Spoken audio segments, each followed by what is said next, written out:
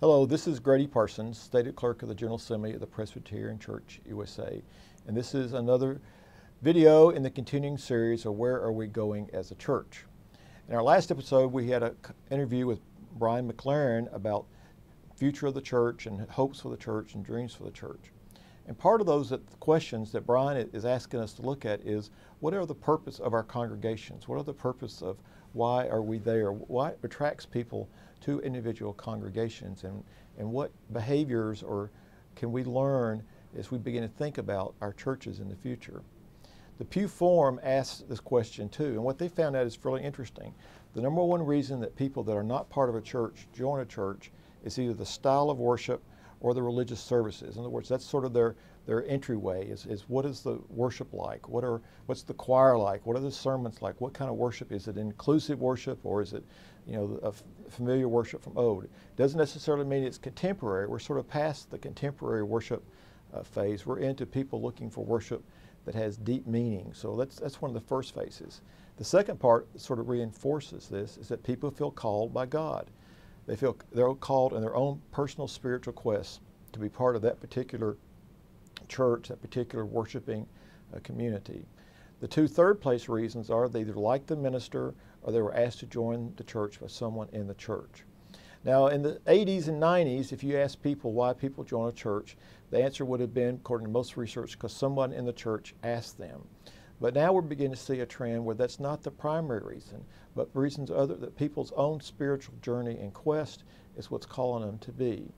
Brian shared with us sort of a basic question that people are asking, people of this newer group that are coming to our churches are, will you love me where I am, and will you very wisely and gently help me move to a place where I can make a difference in the world?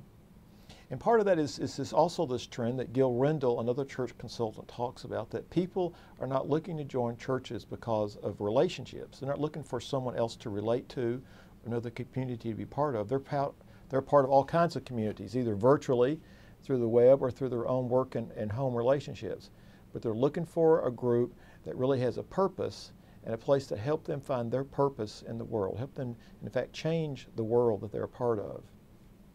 We used to say that the mission has come to the doorsteps of the church as we realize this great reversal of where evangelism takes place. But really, the world has come to the toe steps of everyone around us. We all know about things that are going on in the world, things we wish were different, things we wish that we could help make different.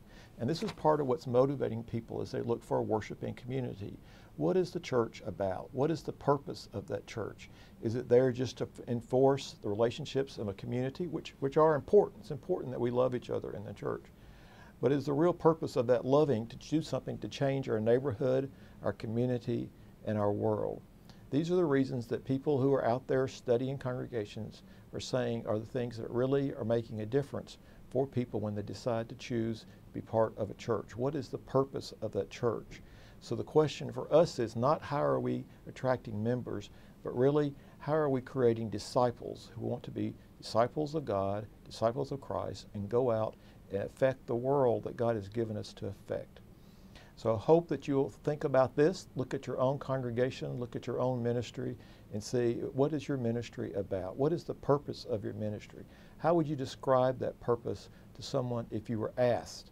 And as we begin to focus in on that, and we all have a different one, then we can help us find those things that can reach out to people around us who want to be part of that purpose. Thank you, and see you next time.